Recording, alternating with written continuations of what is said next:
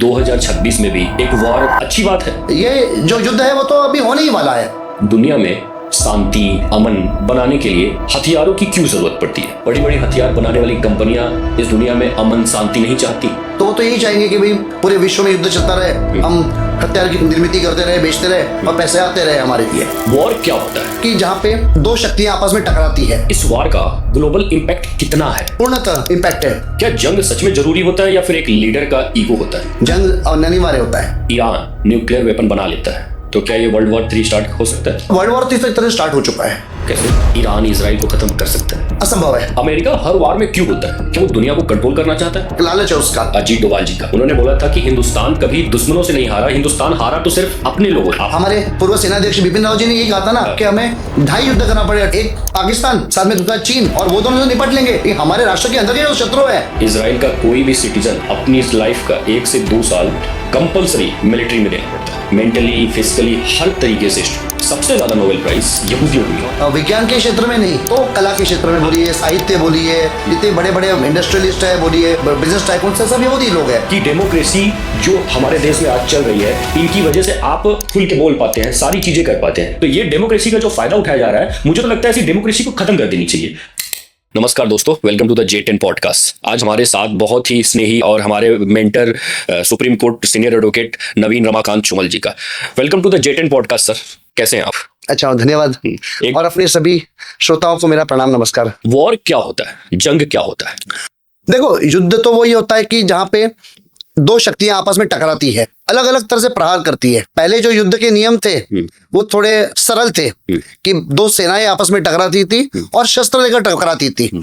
परंतु हमने देखा है कि वहां पे भी कूटनीति का प्रयोग होता था। यहाँ तक कि रामायण में भी हमने देखो कि कूटनीति का प्रयोग किया गया था। विभीषण प्रभु रामचंद्र की सेवा में आ गए थे, बाद में उनके जो वैद्यराज थे वो भी आ गए थे लक्ष्मण जी को बचाने के लिए, और अनेक तरह से हमें एक कूटनीति का उपयोग करना पड़ा था। उसका ज्वलंत उदाहरण है कि महाभारत की जो हमारा जो कथा, उसमें तो विविध प्रकार से कूटनीति देखने को मिलती है।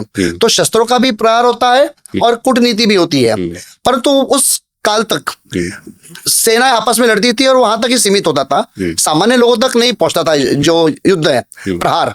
परंतु जब से ये मुगल आने लग गए हैं प्रहार करने हमारे राष्ट्र पे, तो उन्होंने नीतिमत्ता छोड़ के आने लग गए। तो उन्होंने सबसे जो कमजोर होते हैं सामान्य नागरिक, उनपे भी एक प्रकार से आक्रमण शुरू कर दिया, अत्याचार शुरू कर दिए। तो आज जहां तक देखते विश्व में जो है नो होल्ड्स बार्ड वाली पॉलिसी हो रही है, कहीं को किसी छोड़ा नहीं जाता है, स्ट्राइक बिलो द बेल्ट होता है और हर तरह से युद्ध का प्रहार होता रहता है लोगों के ऊपर। परंतु कुछ लोग होते हैं जिनका थेट संबंध नहीं होता है, प्रत्यक्ष संबंध नहीं होता युद्ध से, उन पे इनडायरेक्टली असर पड़ जाता है। जैसे महंगाई बढ़ जाती है, तेल नहीं मिलता है, साधन नहीं मिलते हैं, तो उन पे प्रभाव पड़ता है उसका, युद्ध का। बिल्कुल। पूरे विश्व में ईरान और इजराइल की वॉर की बात चल रही है। कौन जीतेगा, कौन हारेगा, कौन किसको कितना फायदे होंगे, किसको कितना नुकसान होंगे, कौन मिडिल ईस्ट पे ज्यादा अपना इन्फ्लुएंस बढ़ा पाएगा। बट क्या आपको लगता है कि 2026 में भी एक वॉर अच्छी बात है? जेडी, ये जो युद्ध शुरू हुआ है ईरान और इजराइल में जी, इसे अपन थोड़ा सा सही दृष्टि से देखें, कोई हिपोक्रेसी नहीं, तो हमें दिखेगा कि ये जो युद्ध है ये अटल है, अनिवार्य है, और ये होना ही था और होना ही चाहिए। एक निर्णायक युद्ध की तरफ अपना विश्व बढ़ता जा रहा है और वो निर्णायक युद्ध होना अभी अटल है, मैं कहता हूं। देखिए, ऐसा है जेडी जी कि आज विश्व में बड़े बड़े साइंटिस्ट देखिए, बड़े व्यापारी देखिए, बड़े इन्वेंशंस देखिए, उसमें इजराइल की बहुत बड़ा भूमिका है, बहुत बड़ा योगदान है। वे शांति के मार्ग पर चल रहे हैं, और जैसे हमारी भारतीय संस्कृति है, जियो और जीने दो, उस मार्ग पर चल रहे हैं, और उन्होंने कभी किसी पे प्रहार नहीं किया है। वसुदेव कुटुंबकम की बात कर जी, और वास्तव में ऐसा है कि देखिए, जो इतिहास रहा है कुछ 100-200 वर्षों का, तो जिस प्रकार से पारसी लोग शरण लेकर मुंबई के उत्तर तट पर आए थे, तो उसी प्रकार से ये यहूदी लोग जो हैं प्रताड़ित किए हुए, ये मुंबई के दक्षिण तट पर आए थे, अलीबाग वगैरह इस प्रदेश में, और वहां पे उन्होंने अपना वास किया था, और 100 से अधिक वर्षों तक वो भारत में रहे, हमारी मराठी संस्कृति से घुल मिल गए, और कभी भी हमें उसका व्याप नहीं हुआ है। कभी हमने देखा नहीं कि उन्होंने हमें तकलीफ दी है या हमसे कोई अलग बन के रहे हैं। और बाद में उनमें सामर्थ्य था, उन्होंने अपना राष्ट्र वापस बनाया और यहाँ से वापस गए इजराइल। और आपको दर्शकों को ये जानकर बहुत अति प्रसन्नता होगी कि आज भी जो नई पीढ़ी है इजराइल की, उनके मन में भारतीय लोगों के प्रति एक स्नेह है, अपनापन है और एक कृतज्ञता की भावना है। उनकी जो पिछली पीढ़ी थी, उन्होंने तो 50 के दशक में इजराइल में मराठी और हिंदी भाषा में साहित्य सम्मेलन लिए हैं। इतना उन्हें भारत से प्रेम रहा है जी।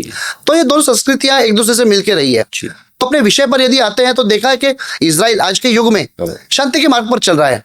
उन्होंने किसी को नहीं कहा कि भाई तुम क्यों जी रहे हो, तुम्हारा क्या अधिकार है इस पृथ्वी पर जीने का। तो इसलिए ये जो युद्ध है वो तो अभी होने ही वाला है। वो जैसे एग्जिस्टेंशियल क्राइसिस हो चुका है इजराइल के लिए कि अपने को बचाने के लिए वो तो युद्ध करेंगे ही, और ईरान है वो तो युद्ध कर रहा है कि मुझे मारना है इन लोग को। हम बात कर रहे हैं इजराइल और ईरान की। ये एक टाइम बड़े अच्छे दोस्त हुआ करते थे, अब इनके अंदर इतनी नफरत एक दूसरे के लिए क्यों आ गई है? क्या ये रिलीजन के लिए नफरत है, या एक आइडियोलॉजी वाली है, या सिर्फ ये प्रोपेगेंडा है? जी नहीं, ऐसा नहीं है। इजराइल के ईरान से संबंध अच्छे थे 1979 तक समझिए जी जी। परंतु बहुत घनिष्ठ मित्रता नहीं थी। इसमें क्या था कि वास्तव में पहले जो ईरान पे शासन था 1971 से 72 तक, वो शाह का था। तो शाह को पूरा ही समर्थन था यूएसए का जी। तो उन लोग को जो सहायता दी है सारी टेक्नोलॉजी की कही है, वो वास्तव में अमेरिका ने दी है। यहाँ तक कि उनके लिए जो विद्युत ऊर्जा तैयार करने के लिए पावर प्लांट बना के दिए हैं वो अमेरिका ने बना के दिए हैं। अमेरिका का जो थ्योरी था एटम्स फॉर पीस, ये उनकी नादानी थी।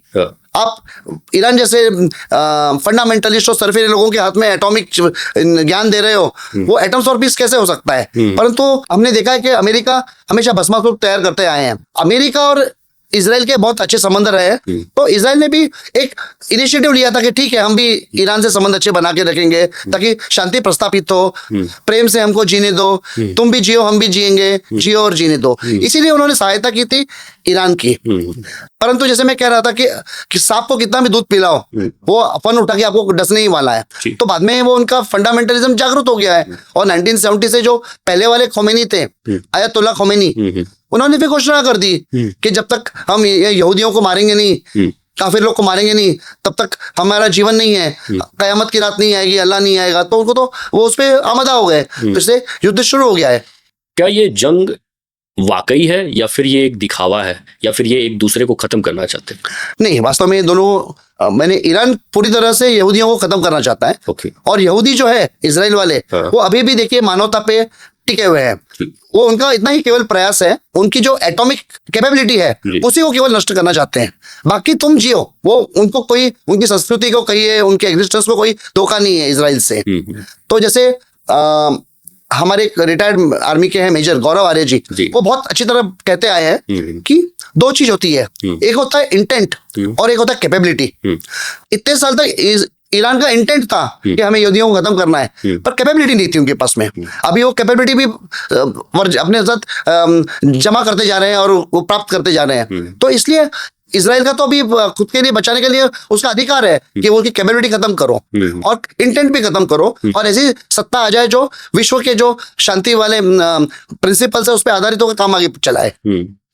तो क्या ईरान इजराइल को खत्म कर सकता है? असंभव है, क्योंकि इजराइल जो है वो एक बहुत ही टेक्नोलॉजिकली आगे बढ़ा हुआ राष्ट्र है और उनके पास में धर्म का अधिष्ठान है। वो गलत मार्ग पर नहीं है। वो नहीं कह रहे हैं कि हम पूरी तरह से मुसलमानों को समाप्त कर देंगे, उनको मार डालेंगे, परंतु ईरान का कहना है कि हम तो कुरान के हिसाब से जाएंगे, हम तो यहूदियों को मारेंगे, कयामत की रात आएगी, फिर यहूदी जाके कहीं छुप जाएंगे, फिर पत्थर आवाज देके बताएंगे कि देखो यहाँ पे यहूदी लोग छुपे हुए हैं, फिर हम उनको जाके पकड़ेंगे, जैसे छुपा छुपी खेलते हैं ना, हम उनको हेलो बोलेंगे, फिर हम उनको मार डालेंगे, बहुत मजा आएगा। तो ये पूरी दानवी वृत्ति है। तो ये दानवी वृत्ति को कम से कम उससे बचने के लिए अपना संरक्षण करने का तो पूरा अधिकार है इजराइल को। क्या ये वॉर सिर्फ दो देशों का है या फिर पूरी मिडिल ईस्ट की राजनीति से जुड़ा है? बेसिकली ये जो युद्ध है विश्व में दो शक्तियों के बीच में है, एक है इस्लामिक और दूसरी नॉन इस्लामिक। तो पहला टारगेट आज उन्होंने किया है इजराइल को, परंतु ईरान तो हमेशा ये भी कहता है ना कि मैं अमेरिका पे भी एटॉमिक बॉम्ब डालूंगा, उनको भी खत्म करूंगा, काफिर है, इनफाइडल्स कहते हैं जिन्हें।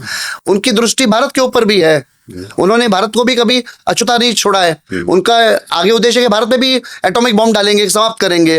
अभी 250 वर्ष पहले ही आया था नादिर शाह ईरान से, उसने हिंदुओं पे कितने अत्याचार किए थे, कितने कत्लेआम किए थे, कितनी लूटपाट की थी दिल्ली और आसपास के प्रदेश में। इस वार का ग्लोबल इम्पैक्ट कितना है, पूर्णतः इम्पैक्ट है, खासकर तेल और इकोनॉमी पे? जी हाँ, पूरे विश्व पर इम्पैक्ट है। अभी आप देख रहे हो जैसे ईरान है, उसकी एक इस्लामिक राष्ट्र होने के कारण वहां के लोगों का अभ्यास नहीं है, साइंस का नॉलेज नहीं है, तो जो भी टेक्नोलॉजी नॉलेज जो मिलता है उनको बाहर से मिलता है। चाइना से उन्होंने ले लिया, नॉर्थ कोरिया से ले लिया। पहले चाइना ने मदद की थी पाकिस्तान को, फिर पाकिस्तान का जो न्यूक्लियर साइंटिस्ट था उसको आगे बढ़ाया कि तुम जाके ईरान को बेचो न्यूक्लियर टेक्नोलॉजी। AQ खान बोल के थे, उन्होंने दी सारी टेक्नोलॉजी और बाहर से मंगाते हैं उन्होंने वगैरह से। सहायता ले रहे हैं चीन से, रशिया से भी ले रहे हैं क्योंकि रशिया के पास टेक्नोलॉजी है। और आज अमेरिका प्रहार करता है इनडायरेक्टली यूक्रेन के माध्यम से रशिया पे, तो रशिया अमेरिका पे प्रहार कर रहा है ईरान के माध्यम से अमेरिका के ऊपर। तो इसलिए वो दोनों विश्व के जो दो गुट बन चुके हैं, वो गुटों में आपस में युद्ध चल रहा है। इसलिए ईरान देखिए, वो उसमें क्षमता नहीं है कि पूरी तरह इजराइल पे प्रहार करके समाप्त कर सके या अमेरिका की को कोई इतनी बड़ी क्षति पहुंचा सके। तो आजू बाजू में जहाँ पे अमेरिका के समर्थक राष्ट्र है, चाहे वो सुन्नी मुस्लिम ही क्यों ना हो, जैसे सऊदी अरेबिया बोलो, कतार बोलिए, UAE बोलिए, ओमान तक जैसे को छोड़ा नहीं है, वहां पे भी उसने अपने मिसाइल्स भेजे हैं। तो इसलिए आज ये युद्ध सब जगह फैल रहा है। और जो हॉर्मुज का जलडमरू है, तो जो जलडमरू मध्य है वहां पे उनके जो अनेक आइलैंड्स हैं, हॉर्मुज आइलैंड बोलो और इतना, तो वहां पे सब उन्होंने कब्जा करके रखा हुआ है। अनेक राष्ट्रों के जो जहाज जाते तेल वाहक और सामग्री वाले, सबको रोक के रखा है उन्होंने। तो ये सब पूरे विश्व पर प्रभाव पड़ता जा रहा है। अभी 5 सप्ताह हो गए, तो कम से कम 4 सप्ताह से तो लोगों के आवक जावक बंद हो गई है वहां से। पहले तो ये बताइए सर कि LPG गैस का जो इंडिया में क्राइसिस चल रहा है, ये कब पुरानी स्थिति में आएगा, कब हमें बड़े आसानी से मिलने लगेगा? क्योंकि LPG गैस का बहुत बड़ी प्रॉब्लम देखने को मिल रही है इंडिया में आजकल। देखिए, हम भारत के लोग भाग्यशाली हैं कि भारतवर्ष में आज जो जिस प्रकार की हमारी सरकार है, दिल्ली में मोदी जी बैठे हैं, पूरी टीम बैठी है, एक राष्ट्र के समर्पित सरकार है। उन्होंने पूरी तरह विचार कर रखा है। और जो गए 12 वर्ष से कहिए, उससे पहले से मोदी जी ने जो अंतर्राष्ट्रीय कूटनीति अपनाई है, सभी राष्ट्रों से अपने संबंध बना के रखे हैं। किसी भी हमने गलत व्यवहार नहीं किया, प्रहार नहीं किया। यहाँ तक कि मालदीव जैसे राष्ट्र ने हम पे गलत काम किया हमारे विरुद्ध, तो भी हमने उससे कोई द्वेष भावना नहीं रखी, उनकी सहायता ही की है। तो हमारी जो छवि बनी है मोदी जी की कि ये एक ऐसा स्टेट्समैन है विश्व में जो हमारे हर संकट के समय में काम आएगा। जैसे कोविड के समय में हमने सबको वैक्सीन दिए थे और बिना निःशुल्क दिए थे। तो इसलिए आज हमारे पास जो साधन है, अभी ईरान को भी हमने मेडिसिन हेल्प दी थी, मेडिकल हेल्प पहुंचाई थी मानवता के दृष्टि से। तो इसलिए आज हमारे जो जहाज है कुछ कम मात्रा में ही क्यों ना, लेकिन आ रहे हैं बिना किसी रुकावट के। और उसी प्रकार से दूर दराज जैसे भी रशिया है, वहां से भी हमें तेल मिलना लग गया है, हम ज्यादा बड़ी मात्रा पे लेने लग गए हैं। फिर बाद में गुयाना है, कल ही हमने गुयाना को 2 एयरफोर्स के विमान भेंट किए हैं और वहां से भी बिना किसी मूल्य से किए हैं उन्हें, वहां से भी तेल आना शुरू होने वाला है। और आज टेक्नोलॉजी बोले तो जिस प्रकार से वेनेजुएला में इतना क्रूड ऑयल का भंडार है, परंतु उसको रिफाइन करने की जो तंत्र ज्ञान है उसका, वो केवल भारत के पास है। हमारे पास 2 बहुत बड़ी रिफाइनरीज है, जामनगर की।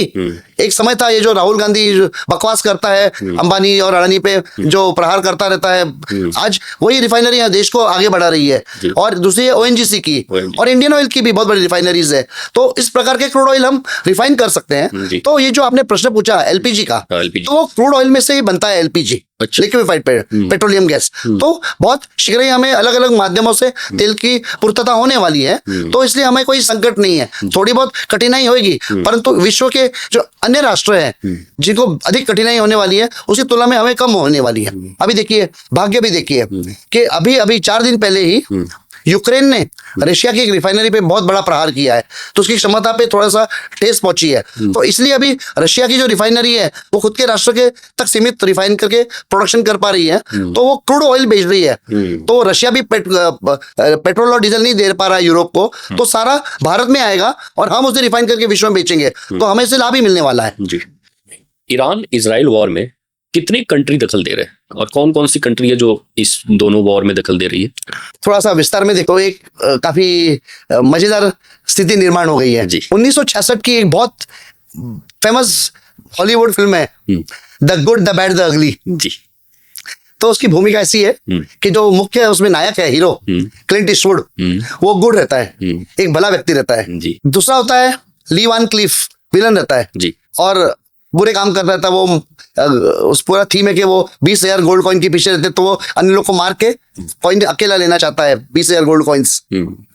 और तीसरा जो होता है पात्र होता है अगली, वो साथीदार तो होता है गुड़ का, परंतु अगली तो अगली होता है, वो गुड़ को हमेशा तकलीफ भी देता रहता है और चाहे वो बैठ से भी लड़ता रहता है, लेकिन वो गुड़ को भी चैन से नहीं बैठने देता है। तो आज स्थिति वही है। आप देखिए नेतन्याहू है, एक यहूदी है, जो है इजराइल के, वो गुड़ है, वो एक धर्म के मार्ग पर चल रहे हैं। बहुत से हमने देखा है कि लोग कहते हैं कि हम किसी की पक्ष नहीं लेना चाहते हैं, ये गलत बात है। तो मैं कहने का साहस नहीं, लेकिन भारत को पक्ष लेना ही पड़ता है और भारत ने लिया है पक्ष इजराइल का। तो इजराइल है गुड, जो किसी को मारना नहीं चाहता, वो खुद की रक्षा करने के लिए शस्त्र उठा रहा है। बैड है ईरान। और अगली बोले तो हमारे हैं ट्रम्पेट अंकल जो साथ दे रहे हैं गुड़ का, लेकिन गुड़ को भी हैरान करके छोड़ते हैं। अच्छा। तो इसमें हो रहा यह है कि ट्रम्प बाबू, उनकी एक विशेषता है, सुबह उठ के पहले बोलेंगे कुछ और, बाद में सोचेंगे कुछ और उसके बाद में करेंगे तीसरा ही कुछ और। तो ये 3 मेन पात्र हैं, the good, the bad, the अगली, इसमें इन्वॉल्व है। लेकिन अभी बैड जो है वो जानता है कि मेरी क्षमता नहीं है गुड़ को हराने की, तो वो गुड़ के जो सपोर्ट में है अन्य राष्ट्र, जैसे सऊदी अरेबिया कहिए, कतार, यूएई, ओमान, इन सब पे वो आक्रमण करके जा रहे, तो वो भी उसमें प्रभावी हो गए।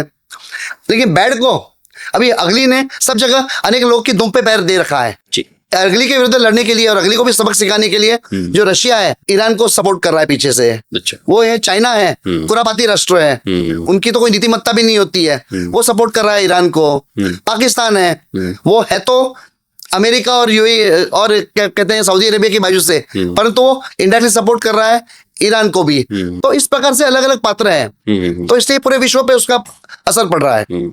क्या जंग सच में जरूरी होता है या फिर एक लीडर का ईगो होता है?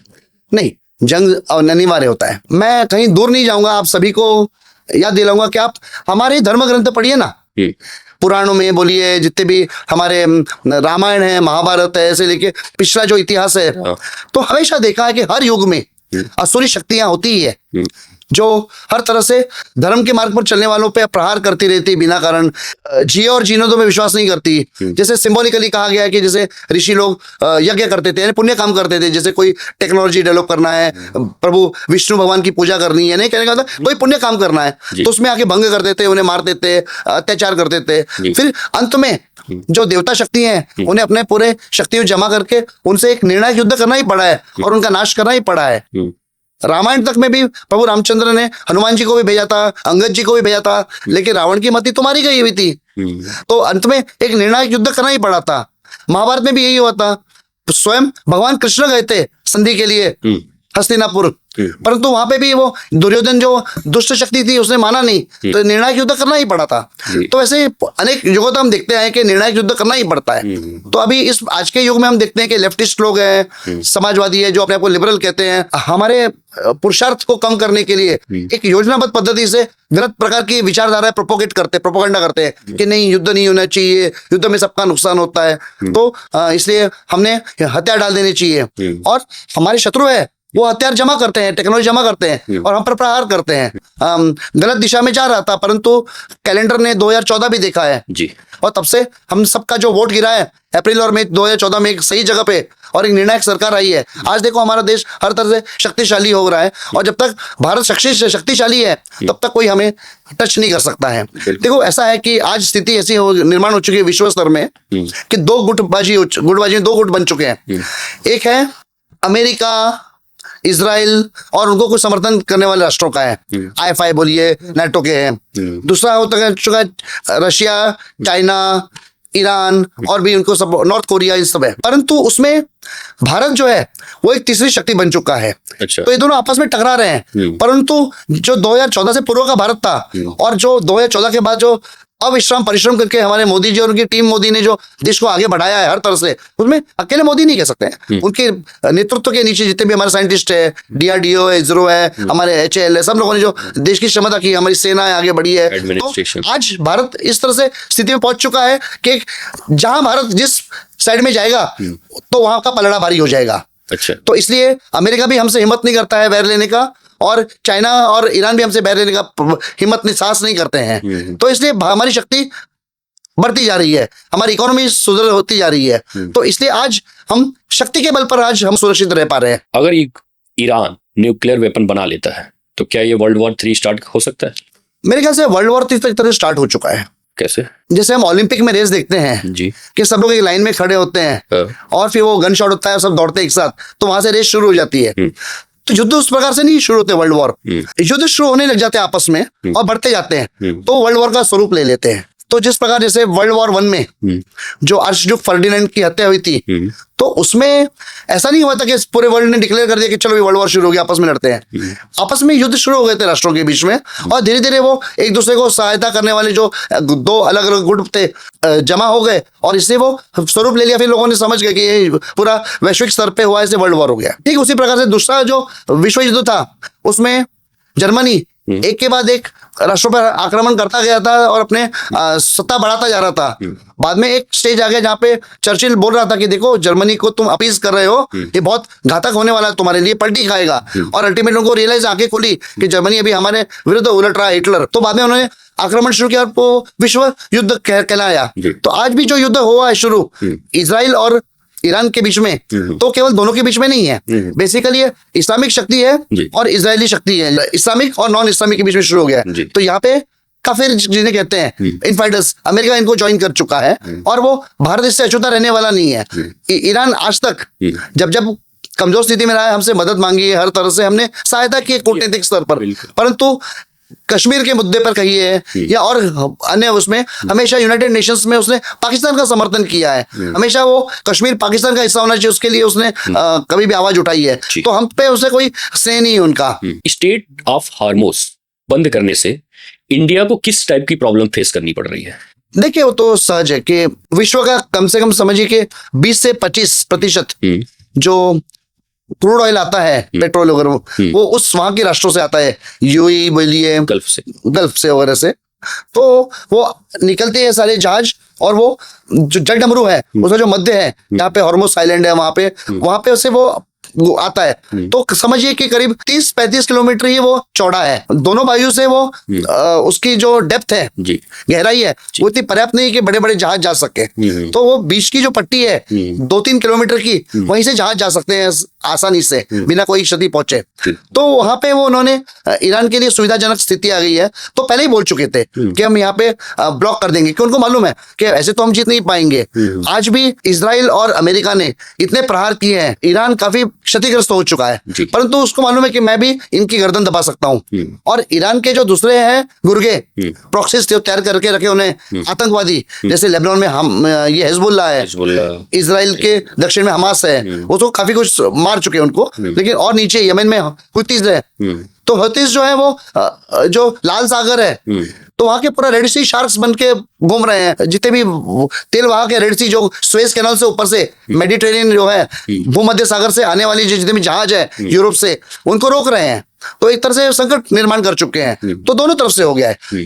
हॉर्मुज का जल डमरू मध्य भी है, और इधर उसके पास में से जो पैरेलल जो आ रहा है लाल सागर, तो वहां पे भी रेड सी शार्क्स हो चुके हैं वो लोग, और वो रोकते हैं। अमेरिका हर वार में क्यों होता है? क्या वो दुनिया को कंट्रोल करना चाहता है? हमें एक दोनों को सेपरेट करके देखना पड़ेगा। कैसे? आपने जो कहा वो सत्य है, हाँ। कि वो हर युद्ध में वो अमेरिका अपना सहभाग रहता ही है उसका। उस वक्त उसकी लालसा है, एक लालच है उसका कि एक मैं विश्व में एकमात्र शक्ति बन के रहूं, और सर्वे जितने भी विश्व में साधन है सब पे मेरा कब्जा हो। जैसे कि 1990 का जो दशक था, पहले उन्होंने 80 के दशक में अयतुल्लाह खोमेनी के विरुद्ध लड़ने के लिए सद्दाम हुसैन को प्रोपेल किया था और काफी आगे बढ़ाया था, समर्थन करके किया था। बाद में वही उनके ऊपर पलट चुका था भस्मासुर की तरह, और उसे कुवैत पे भी आक्रमण करके कब्जा कर लिया था, तो अमेरिका के लिए अनिवार्य हो गया था कि वो वहां पे विश्व शांति की स्थापना करने के लिए युद्ध के लिए उतरे।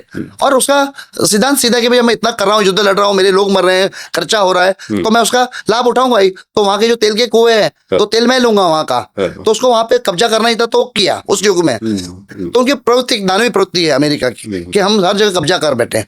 परंतु ये युद्ध अलग है। अमेरिका और इजराइल कभी युद्ध करना नहीं चाहते थे ईरान से, परंतु आए दिन ये कह रहे हैं कि ये लोग काफिर है। कौन? इजराइल भी, यहूदी भी, और इन फाइटर्स जो अमेरिकन है, और हम इनको मारेंगे। इनको मारे बिना हमारे लिए अल्लाह आएगा नहीं, कयामत की रात आएगी नहीं, तो हम एटम बम डेवलप करके मारेंगे इनको। तो ये लोग कोई अविवेक बना तो दिखा नहीं सकते हैं, सो तो नहीं सकते हैं, इन्हें भी जागरूक होकर उन्हें युद्ध करना ही पड़ेगा। और अभी स्थिति इस प्रकार की निर्माण हो चुकी है, ईरान कहता है कि मेरे पास जो यूरेनियम है, एटॉमिक ऊर्जा निर्माण करने के लिए उसका उपयोग कर रहा हूँ। अच्छा, एक मुसलमान की बात पे कोई विश्वास नहीं कर सकता है, और उसका उद्देश्य मालूम है क्या है? उसका तो एक उसमें दिमाग में इस्लाम घुसा हुआ है, उसको तो मारना ही है लोगों को। तो एटॉमिक रिएक्टर्स के लिए जो यूरेनियम होता है उसको 60% तक एक्टिवेट करने की आवश्यकता नहीं होती है, एनरिच करने की जरूरत नहीं होती है, और 60 से 90% तक पहुंचने में ज्यादा समय नहीं लगता है। तो आज ईरान के पास जो अनुमान है कि करीब 460 किलो यूरेनियम है, जो उन्होंने करीब 60% तक एनरिच कर रखा है, एक्टिवेट कर रखा है, और वो 90 तक लाएंगे तो एटॉमिक बॉम्ब भी बना सकते हैं। और ये 60% जो भी है वो भी कोई कम नहीं है। वो यदि किसी भीड़ के इलाके में डाल दिया तो उसमें जो रेडिएशंस निकलेंगे वो विस्फोट नहीं कर पाएंगे, लेकिन जो रेडिएशंस है हजारों लोगों का जीवन तबाह कर देंगे आने वाली अनेक पीढ़ियों तक। और हमने देखा है कि जिस प्रकार से इनको अमेरिका के भी जो सीमाएं हैं वो पोरस बॉर्डर से कहीं से भी आ सकते हैं, मेक्सिको से भी आ सकते हैं, दक्षिण से, और वो स्मगल करके यदि ले आए यूरेनियम और यहाँ पे छोड़ दिया भीड़ भड़का में, न्यूयॉर्क में बोलो, वॉशिंगटन में, तो उनके तो लाखों लोग अनेक पीढ़ियों तक अपंग हो जाएंगे। तो ये बहुत भयानक स्थिति निर्माण हो जाएगी। तो उनका तो अभी आज अधिकार बनता है कि युद्ध करो और इसको समाप्त करो। बिल्कुल। इजराइल को ईरान से क्यों डर है? क्यों? ईरान तो उसके दिमाग में इस्लाम इंडोक्ट्रिनेट हो चुका है ना। तो अभी जैसे हम कहते हैं कि मैंने पिछली बार भी आपको पॉडकास्ट में कहा था कि यदि हम इलेक्ट्रॉनिक्स के टर्म्स में देखें तो सेमीकंडक्टर चिप होता है, उसमें इलेक्ट्रॉन्स की डोपिंग की जाती है। तो एक बार इन लोग के जो दिमाग में इस्लाम डाल दिया है, इस्लाम का अफीम, ओपीएम डाल दिया है, तो उनको और कुछ सोचता नहीं है, उनको जो कुरान में लिखा है वही सोचता है। सब कंट्री पीस चाहती है तो वॉर क्यों होता है? युद्ध के अलग अलग कारण होते हैं। अभी तक जो हम देखते आए हैं कुछ गए 7-8 दशकों में, तो उसमें 2 शक्तियां थी, एक अमेरिका और एक रशिया। और अमेरिका की जो बहुत बड़ी जो उद्योग था उनका, इंडस्ट्री थी, वो युद्ध साहित्य बनाने वाली इंडस्ट्री थी। क्योंकि हुआ ये था कि अमेरिका का यदि इतिहास देखे तो अमेरिका जो इतना बड़ा महाद्वीप है जी, तो उसपे जो मूल निवासी थे उत्तर अमेरिका में देखें तो रेड इंडियंस लोग थे, रेड इंडियंस। तो वहां पे जो गए थे लोग यूरोप के अलग अलग राष्ट्रों के, वो वहां के छठे बदमाश लोग गए थे, जो देश निकाला जिनको किया गया था, जिन्होंने विद्रोह किया था, इस प्रकार के लोग गए थे। फिर उन्होंने वहां पे जाके अपनी बस्तियां बना ली थी और अमेरिकन महाद्वीप पे अपना कब्जा कर लिया था। और उस वक्त एक पावरफुल राष्ट्र था, शक्तिशाली था, वो इंग्लैंड था, ब्रिटेन था, ग्रेट ब्रिटेन। तो वो उनके पीछे पीछे पहुंच गया। ये बात है 17वीं शताब्दी के आसपास। तो धीरे धीरे ब्रिटेन ने उनपे पूरा कब्जा कर लिया था, और जितने भी यूरोपियन राष्ट्र के जो लोग थे उनके ऊपर सत्ता ब्रिटेन की थी। परंतु ये लोग भी कोई कम नहीं थे, इन्होंने ब्रिटेन का भी सामना किया, प्रतिकार किया, और इन्होंने अपने लिए बनाए बंदूकें, युद्ध साहित्य। तो कहते हैं ना कि दुनिया के बाजार में बिकता है सारा सामान, कोई बेचे बांसुरी, कोई तीर कमान। तो अमेरिका के लोगों ने मशीन गनों का, और उन मशीन गन से उन्होंने ब्रिटिश शक्तियों को खदेड़ डाला, और वहां से राष्ट्र निर्माण हुआ अमेरिका। तो गन कल्चर वहां पे था, शस्त्र रखने का। तो जैसे अमेरिका राष्ट्र बना तो उनकी मानसिकता यही थी कि युद्ध के साहित्य हम बनाएंगे, उससे हमारा रक्षा होगी। परंतु वो एक बहुत बड़ा उद्योग हो गया। अभी वो करे तो क्या, तो हम उसको विश्व में बेचेंगे। तो बेचे कहाँ? तो जहां पे युद्ध हो वहां पे बेचेंगे। तो इससे आपने जो प्रश्न किया है वो काफी महत्वपूर्ण है और वो एकदम सटीक है। तो विश्व में जहां पे भी देखो अलग अलग जगह स्थानों पर युद्ध छेड़े हैं, तो वहां पे अमेरिका ने अपना लाभ उठाया है, युद्ध भी करवाए हैं और अपने शस्त्र भी बेचे हैं। यहाँ तक कि बाद में यूएसएसआर का नाश हो गया, अब वापस अभी रशिया उभर रहा है पुतिन के नेतृत्व में। तो व्लादिमीर पुतिन ने धीरे धीरे अपने रशिया राष्ट्र वापस निर्माण किया है। सैन्य शक्ति बोलिए, एक आर्थिक शक्ति के रूप में धीरे धीरे निर्माण हो रहा है। तो उसको डिस्टेबल करने के लिए वापस अमेरिका ने एक ही मार्ग अपनाया, युद्ध छेड़ो, यूक्रेन के माध्यम से। तो यूक्रेन को जो सारे शस्त्र कौन बेच रहा है? अमेरिका बेच रहा है। तो वहां उनका स्वार्थ रहा है, और हर जगह अमेरिका अपना स्वार्थ के लिए युद्ध छेड़ता है, युद्ध कराता है, खुद भी करता है, और वहां से अपना लाभ भी उठाता है। वहां के लोगों पे कब्जा करके, वहां के जो संसाधन होते हैं सारे, वो संसाधनों पे भी अपना कब्जा करके अपनी कीमत वसूलता है। परंतु ये जो युद्ध छिड़ा हुआ है, ये अलग प्रकार का युद्ध है। अच्छा, ये युद्ध छेड़ा है किसने? ईरान ने छेड़ा है। अच्छा, ईरान ने अपने मंशा जाहिर कर दी कि भाई हमारे पास अभी पर्याय बचा है जीवन में, कि हम ये यहूदियों का सर्वनाश करेंगे, इनकी हत्याएं करेंगे, और हम जन्नत में जाएंगे कयामत की रात आने के बाद में। तो ये तो सरफिर है, और इनमें तो पूरा अविवेक नहीं है, इसमें इजराइल और अमेरिका में इनकी आंखें खुल चुकी है कि छोड़ेंगे नहीं हमें। जैसे 9/11 का अटैक हुआ था, वैसे दूसरा एक डर्टी बम का भी अटैक हो सकता है अमेरिका में। उनकी मंशा ही है।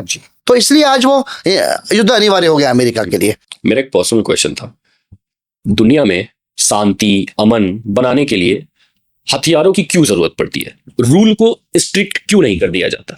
और क्या ये सच है कि बड़ी बड़ी हथियार बनाने वाली कंपनियां इस दुनिया में अमन शांति नहीं चाहती? वो तो अपना व्यापार के लिए जो भी बड़ी बड़ी कंपनियां हैं जी, लॉकहीड मार्टिन और जिसे भी आप देखो अमेरिका में, और तो वो तो यही चाहेंगे कि भाई पूरे विश्व में युद्ध चलता रहे, हम हथियार की निर्मित करते रहे, बेचते रहे, और पैसे आते रहे हमारे लिए। वो एक अलग भाग हो गया, उनका निजी स्वार्थ है।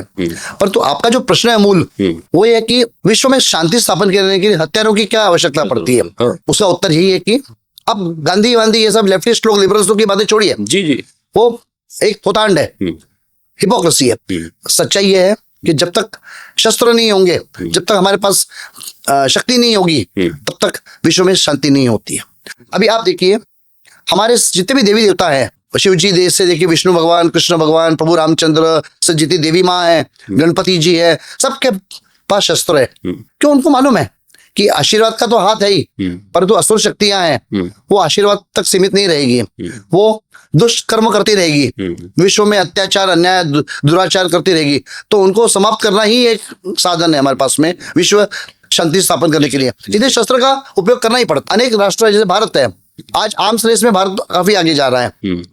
पहले हम लोग जितने भी हमारे आवश्यकता के अनुसार जो शस्त्र थे, नेहरू की, जो इंदिरा की, राजीव गांधी, इन लोग की जो गलत नीतियां थी, उसके कारण बाहर से मंगाते थे, और उसमें ये लोग पैसा कमाते थे। बोफोर्स में तो पकड़े भी गए, नेहरू पकड़ा गया था जिप्स के घोटाले में। परंतु आज 2014 के बाद से जो भारत ने करवट बदली है, और हमने खुद के अभी शस्त्र निर्माण करने लगे हैं। जो हमारे मिसाइल्स है, अग्नि 6 का अभी परीक्षण किया गया है, तो वो उसमें क्षमता शायद इतनी भी है कि भारत से छूटे तो वो अमेरिका तक भी पहुंच सकता है।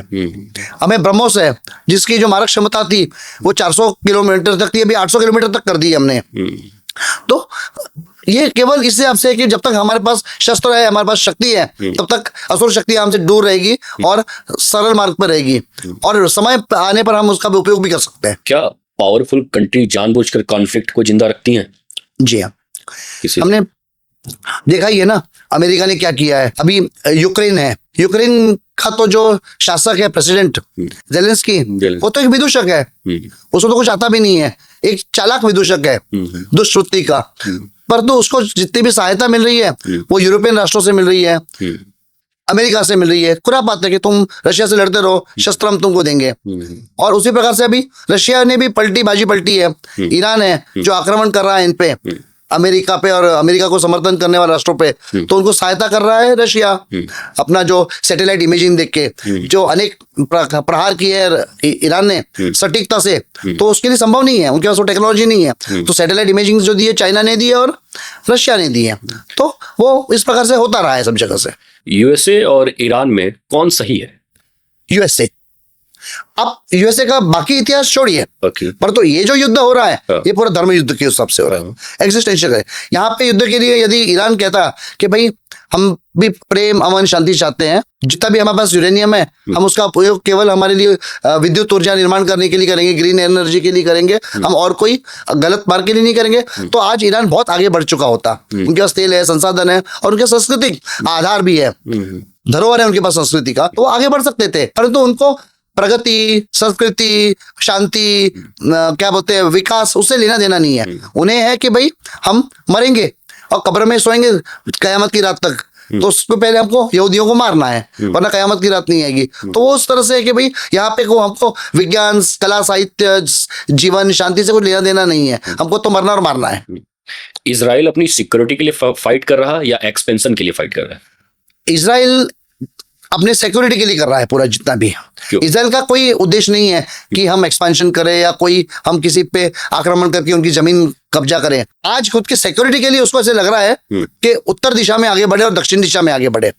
अभी जैसे देखिए कि इजराइल ने अनेक वर्षों तक ये भी प्रयास करके देखा कि उनके दक्षिण में जो गाजा पट्टी है, तो वहां पे हमास थे, पैलेस्टीनियन लोग हैं, उनको अनेकों को नौकरी का साधन दिया, काम धंधे दिए, रोजगार दिए, इजराइल तक आने की अनुमति दी, उनको अच्छा पैसा दिया, सिखाया, सब किया। परंतु हमास ने किया क्या, पैलेस्टीनियन लोगों ने किया क्या? जो भी आए थे वो जासूसी करके गए कि कहाँ क्या उनके रास्ते हैं, कहाँ क्या है। और 7 अक्टूबर को हमने देखा है 2023 में जिस प्रकार से उन्होंने इजराइल की पीठ में खंजर घोंपा था और किस तरह से अत्याचार किए थे, औरतें बच्चे किस तरह से निर्दयता से मारे थे, पूरी मानवता कांप जाए। तो इसीलिए आज हमने देखना चाहिए कि जो इजराइल कर रहे हैं, यहूदी कर रहे हैं, जो युद्ध लड़ रहे हैं, वो अपने एग्जिस्टेंस के लिए, अपने अस्तित्व को बचाने के लिए कर रहे हैं। और आप जरिए समझिए कि इतिहास के पन्ने कलम की स्याही से नहीं, जिगर के खून से लिखे जाते हैं। क्या बात है सर, क्या बात है। ये भारत का तत्व है, ज्ञान है, जो इजरायलियों ने भी आत्मसात किया है कि इतिहास के पन्ने आप कलम से इस तरह से नहीं लिख पाओगे, उसके लिए जिगर के खून बहाना पड़ता है। तो इतिहास के पन्ने कलम की स्याही से नहीं, जिगर के खून से लिखे जाते हैं। और आज इजरायली लोग वही कर रहे हैं कि उनको मालूम है कि जब तक हम अपना भी खून नहीं बहाएंगे, आगे नहीं बढ़ेंगे, तब तक शांति नहीं होगी। तो इसलिए चाहे उन्हें आहुति देनी पड़ रही है, परंतु उनका क्या बोलते शौर्य है आज। जी, मैं हिंदुस्तान के लोगों को याद दिलाना चाहता हूँ कि हमारे देश में कुछ सिंपथाइजर टाइप के लोग रहते हैं जिन्हें दुश्मन मुल्कों से बड़ा प्यार, बहुत प्रेम है, बहुत प्रेम, पाकिस्तान से, बांग्लादेश से, मुल्कों से बहुत प्रेम है। उनको मैं ये बताना चाहूंगा कि आप जो अपने घरों में बैठ करके दुश्मन मुल्कों की गीत गाते हैं, प्यार दिखाते हैं, आप कभी बॉर्डर एरिया, कभी कश्मीर में आप आइए और देखिए कि हमारे देश की जो मिलिट्री है, जो वो एक दीवार की तरह खड़ी है, चट्टान की तरह खड़ी है। तब जाके आप अपने घरों में सुरक्षित है, सो पाते हैं, पूरी दिवाली मना पाते हैं, एक अच्छी लाइफस्टाइल के सपने देख पाते हैं। और घर में बैठ के ये जो दुश्मन देशों की जो गीत गाते हैं और हमें जो सिक्योरिटी देते हैं, हमें जो प्रोटेक्ट करते हैं, उन पे ये कमेंट बाजियां करते हैं। इनको ये नहीं पता कि अगर हमारे देश की मिलिट्री 1 सेकंड के लिए हट जाए तो आप एक दिन चैन की नींद नहीं सो पाएंगे। और ये मुझे लगता है कि हमारे देश के लोग डेमोक्रेसी का बहुत फायदा उठाते हैं। इन्हें ये नहीं पता कि डेमोक्रेसी जो हमारे देश में आज चल रही है, इनकी वजह से आप एक अपनी बात रख पाते हैं, आप खुल के बोल पाते हैं, सारी चीजें कर पाते हैं। लेकिन आप किसी दुश्मन मुल्कों की गीत क्यों गाते हैं? उधर से जो सामने से जो गोलियां चल के आती हैं, वो सबसे पहले हमारे देश की मिलिट्री खाती है और उनको खुद नहीं पता सर कि कौन सी बुलेट कब सर के आर पार हो जाएगी, उनको खुद नहीं पता।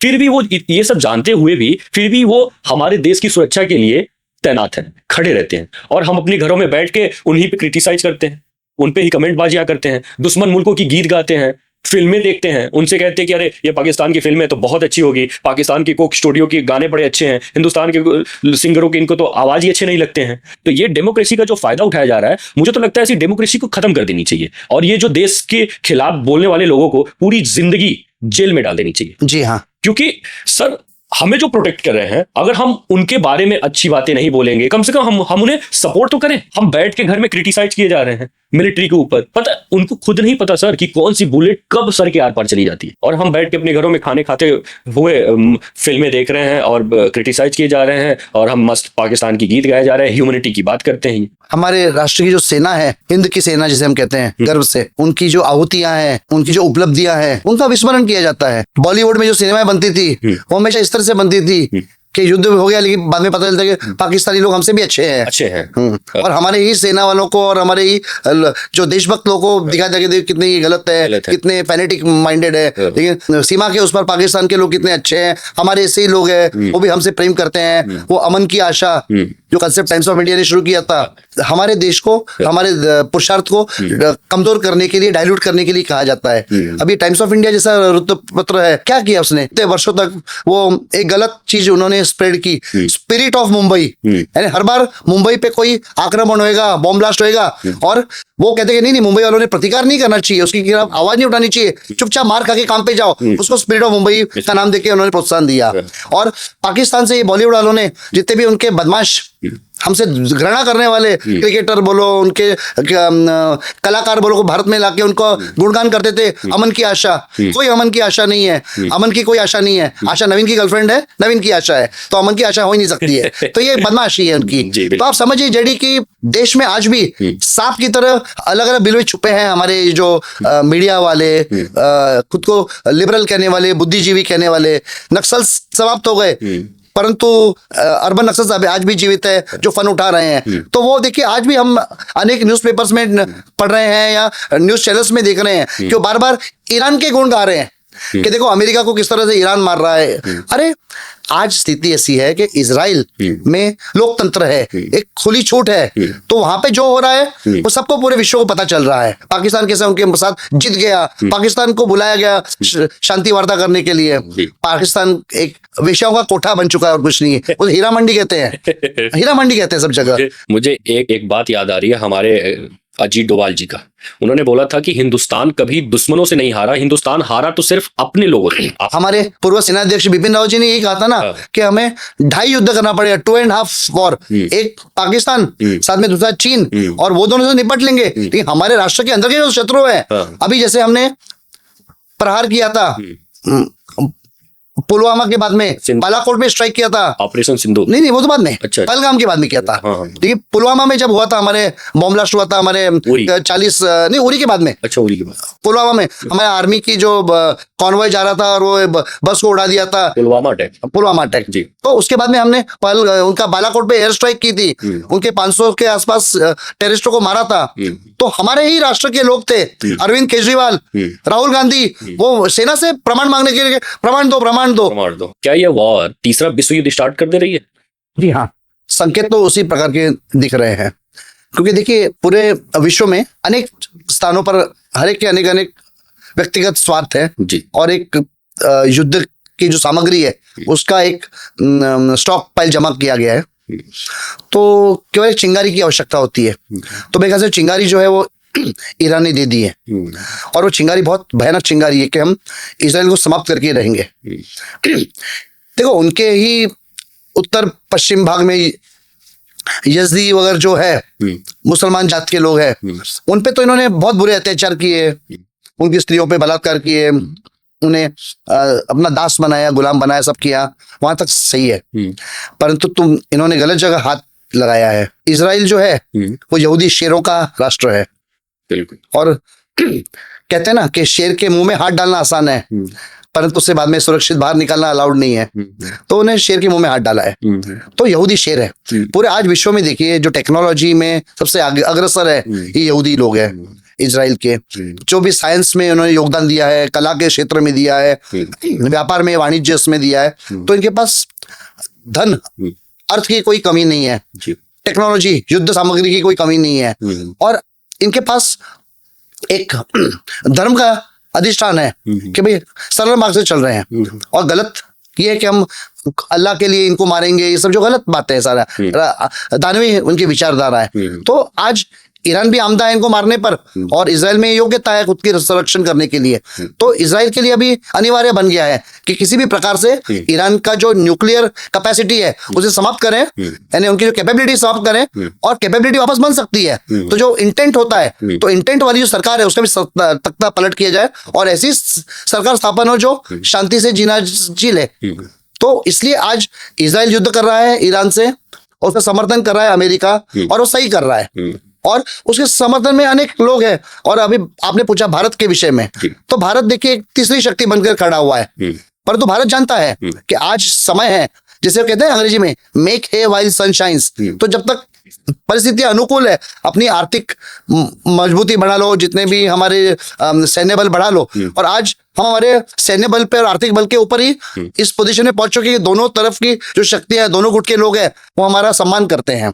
तो जितना भारत मजबूत होता जाएगा उतना भारत के लिए योग्य रहेगा। परंतु भारत को कभी ना कभी समय आएगा कि एक निर्णायक भूमिका लेनी पड़ सकती है, और उस वक्त तो उसको इजराइल के पक्ष में ही लेनी पड़ेगी, क्योंकि ईरान तो आज इजराइल को समाप्त करेगा तो उसके पास तो अनेक एटॉमिक बॉम्ब है। फिर वो बोले ठीक है, एक काफिर मरा, दूसरा काफिर है अमेरिका, इंग्लैंड, यूरोप बोलो, वो मारेंगे, तीसरा काफिर उनकी दृष्टि में भारत है। तो जब तक भारत को नहीं मारेंगे, यहाँ पे गजवा हिंद के लिए बॉम्ब नहीं गिराएंगे, तब तक उनको जन्नत नहीं मिलेगी। तो उनको सपना जो है उनके दिमाग में इंडोक्ट्रिन किया गया है कि हमें तो जन्नत चाहिए कयामत की रात के बाद में, तो वो तो उनको भारत पे आक्रमण करना ही पड़ेगा, आज नहीं तो कल ये हंडियां हमारे सर पे ही फूटने वाली है। तो इसलिए भारत को समर्थन करना पड़ेगा इजराइल का ही।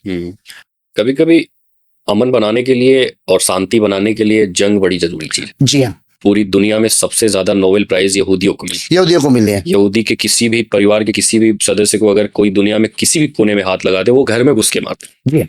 उनकी क्षमता है, उनकी योग्यता है, उनकी और काफी सराहनीय है ये। उनकी औरतें पूरी दुनिया में घूमती हैं, जर्नलिस्ट सब हर टाइप की, कोई उनकी औरतों को हाथ लगा दे वो घर में घुस के। उनके पास बंदूक होती है, उनमें क्षमता होती है फाइटिंग। इजराइल का कोई भी सिटीजन अपनी लाइफ का 1 से 2 साल कंपलसरी मिलिट्री में देना पड़ता है, मेंटली फिजिकली हर तरीके से स्ट्रॉन्ग। तो और सबसे ज्यादा नोबेल प्राइज यहूदियों को मिला पूरी दुनिया में, पूरे विश्व में, और केवल विज्ञान के क्षेत्र में नहीं, तो कला के क्षेत्र में बोलिए, साहित्य बोलिए, वाणिज्य व्यापार, जितने बड़े बड़े इंडस्ट्रियलिस्ट है बोलिए, वो बिजनेस टाइकून से सब यहूदी लोग हैं, और उन्होंने आज तक अभी इसका दुरुपयोग नहीं किया है। कल हिंदुस्तान को चूज करना पड़े अमेरिका या इजराइल के बीच में, तो क्या ईरान, हाँ क्या इंडिया अपनी फॉरेन पॉलिसी और तेल सिक्योरिटी के लिए न्यूट्रल रहेगा या फिर किसी का साइड लेगा? आप मोदी जी का जो जिस तरह के उनके जो कदम उठाया मोदी जी ने आज तक, तो उनसे देख लो कि मोदी जी एक इंडिसिसिव नहीं है, एक निर्णायक व्यक्ति है, और वो काफी खुल के दिखता है। अभी जैसे 28 या 27 फरवरी की रात से युद्ध शुरू हुआ, परंतु 26 तारीख तक या 27 की सुबह तक तो मोदी जी इजराइल में बैठे थे। बिल्कुल। तो उस वक्त वहां पे जब इजराइल में बैठे थे, अमेरिका की भी सेनाएं आ चुकी थी, अब्राहम लिंकन उनका जो युद्धपोत है, तो एयरक्राफ्ट कैरियर, वो भी आ चुका था। आप समझिए कि मोदी जी वहां पे जाके कोई माधुरी दीक्षित की नई फिल्म के बारे में चर्चा नहीं करेंगे या मौसम के बारे में चर्चा नहीं करेंगे, वो तो निश्चित युद्ध के बारे में चर्चा करेंगे। और विश्व को क्लियर संदेश था कि वे किसके खेमे में बैठे हैं, ईरान इजराइल के खेमे में बैठे थे। बाद में जैसे ही मोदी जी आए, सुखरूप आ गए, बैठ गए भारत में दिल्ली की गद्दी पे, उन्होंने जंग छेड़ दी और युद्ध शुरू हो गया। तो संकेत काफी क्लियर है। फिर भी आज हमारे लिए ये अविवेक रहेगा कि बिना कारण हम युद्ध में सहभागी हो, परंतु हम जितना भी है इस तरह से युद्ध स्तर पर तैयारी कर रहे हैं कि हमारा राष्ट्र में इंफ्रास्ट्रक्चर बन जाए, टेक्नोलॉजी आगे बढ़ जाए, युद्ध सामग्री बढ़ जाए।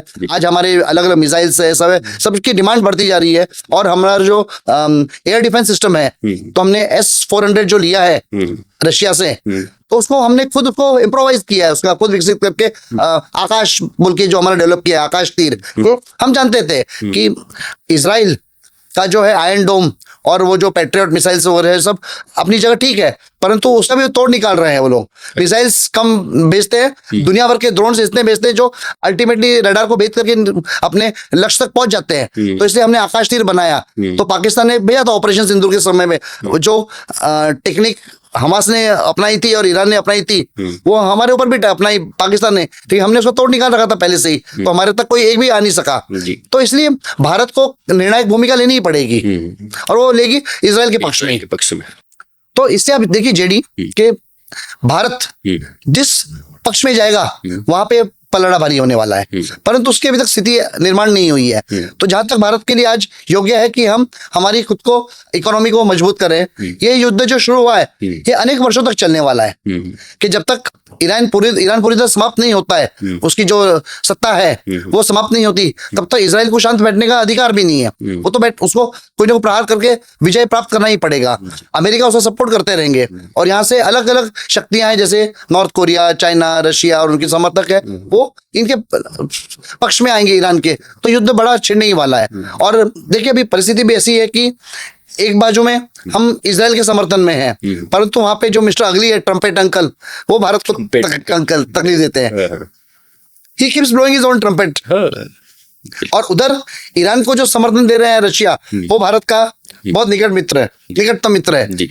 और पुतिन जो है वो एक बहुत ही बड़े स्टेट्समैन है और एक दूरदृष्टि रखने वाले, एक बहुत ही कुशल नेता है जिन्होंने पूरा रशिया को आगे बढ़ाया और वो भारत से काफी स्नेह रखते हैं और भारत और मोदी जी से उनका बहुत काफी अंडरस्टैंडिंग अच्छा है। तो हमें इस तरह से युद्ध में उतरना पड़ेगा कि हम रशिया का भी हानि नहीं करें और इजराइल के पक्ष में आकर जो भी है इजराइल की भी रक्षा करें, उसको विजयी करें।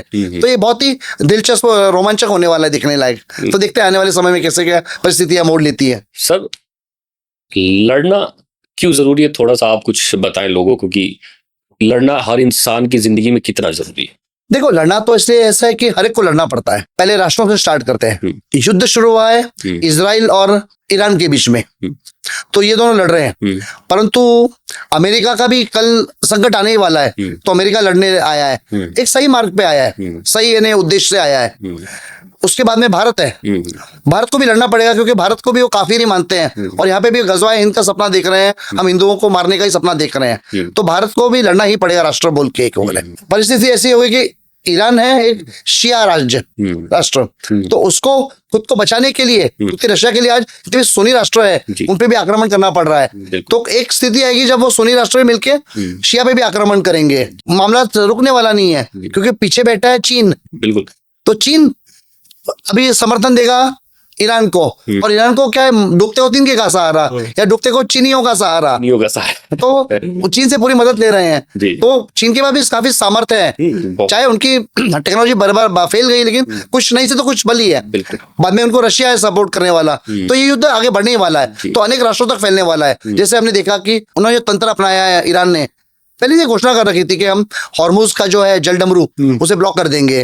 बाद में लाल सागर है, वहां पे भी रेड सी शार्क्स बन के पूरा रोक देंगे सारा, ते भी आने वाले मालवाहक जहाज है। तो पूरे विश्व में फर्क पड़ेगा क्योंकि व्यापार विश्व का क्या बोलते प्रभाव होगा उस पर। और आप देखिए जैसे ही व्यापार पे प्रभाव पड़ता है, तेल की जो आवक है उस पर प्रभाव पड़ता है, तो सबकी इकोनॉमी डगमगाएगी।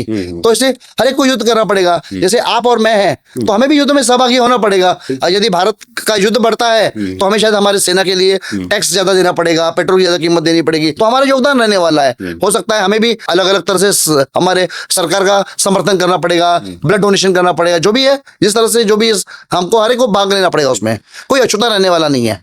मुझे लगता है सर कि लड़ना सबको पड़ता है, लड़ना सबको पड़ता है। हर इंसान अपनी जिंदगी से लड़ता है। तो कोई जीने के लिए लड़ रहा है, तो कोई पावर के लिए लड़ रहा है, तो कोई पैसे के लिए लड़ रहा है, तो कोई फैमिली के लिए लड़ रहा है, कोई इस्लाम के लिए लड़ रहा है, के लिए हर इंसान लड़ रहा है। और मुझे लगता है लड़ना जिस दिन इंसान छोड़ देता है उसका उस दिन वजूद खत्म हो जाता है। बराबर है, क्योंकि जो दानवी शक्तियां हैं वो हावी हो जाती है। वो तुम्हें मारेगी या तुम्हें गुलाम बना देगी, तुम्हारा सब कुछ छीन लेगी। लड़ना तो हमको हर असरे को पड़ेगा। यदि हम आंख मीच लेते हैं तो इससे संकट नहीं चला जाएगा, हमारे आंख मीचने से संकट नहीं निकल जाएगा। इसने आंख बंद कर दी, वो तो और हमारे निकट आके हम पर प्रहार करेगा। इसलिए अगर हमारे देश पे कोई आंच आएगी तो हम जरूर लड़ने चलेंगे। हाँ, लेकिन वो जैसे कि युद्ध है, वो पहले तो क्या होता था कि युद्ध बाहर से आक्रमण होते थे, पर तो हमारे देश में ही आज बांग्लादेशी बोलो इन्फिल्ट्रेटर्स है या हमारे देश के अंदर मुसलमान है, वही बोल रहे हैं कि गजवा हिंद करेंगे। इनको हम जरूर सही करेंगे सर। हाँ, तो उनका जो कहना है कि हंस के लिया पाकिस्तान, लड़के लेंगे हिंदुस्तान, तो उनका तो लड़ने का उद्देश्य जमा होता ही जा रहा है ना।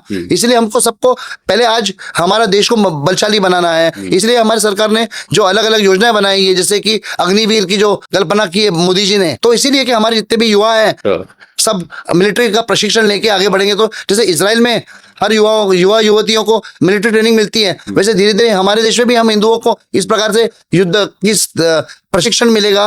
और समाज में कल सिविल वॉर की जो सपना देख रहे हैं ये लोग मुसलमान लोग, तो हमें अपना संरक्षण तो करना पड़ेगा ना।